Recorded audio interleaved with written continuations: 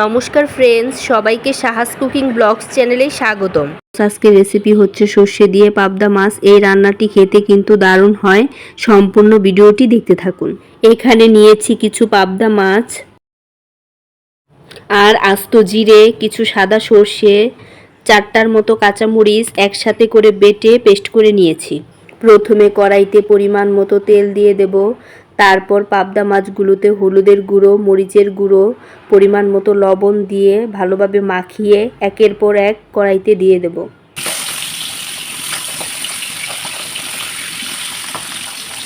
এবার মাছগুলোকে উল্টিয়ে দুপাশ হালকা করে ভেজে নেব।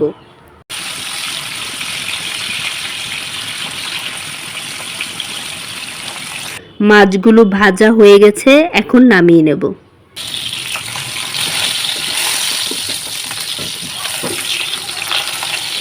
এখন বেটে রাখা সরিষায় পরিমাণ মতো হলুদের গুঁড়ো, মরিচের গুঁড়ো, ধনিয়া গুঁড়ো ও স্বাদ মতো লবণ দিয়ে দেব। কড়াইতে তেলের মধ্যে কালিজিরা ফোড়ন দিয়ে দেব। তারপর মশলাগুলোকে দিয়ে বেশ কিছুক্ষণ কষিয়ে নেব।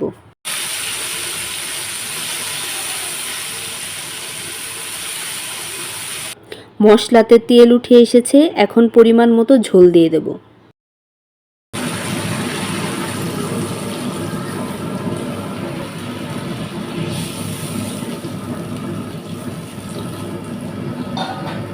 আর 2টার মতো কাঁচামরিচ দিয়ে দেব। ঝোলটা ভালোভাবে ফুটে এসেছে, ভেজে রাখা মাছগুলোকে দিয়ে দেব।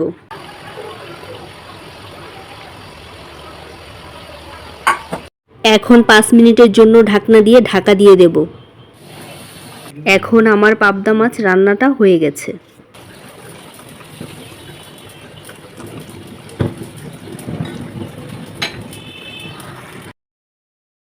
এবার নামিয়ে নেব।